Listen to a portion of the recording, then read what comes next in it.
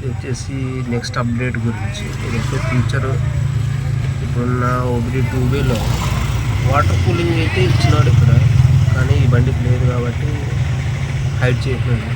చూపిస్తాం మీకు. నెక్స్ట్ వచ్చే ఇయర్లో రావచ్చు. నెక్స్ట్ ఇయర్లో వచ్చే బండిలో వాటర్ కూలింగ్ సిస్టమ్ అయితే వచ్చే ఛాన్స్ ఉంది. చూపిస్తాను మీకు.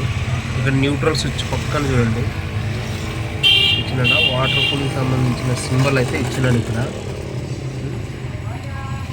చూసే దాని ఒక వీడియో కూడా అప్డేట్లో వచ్చింది.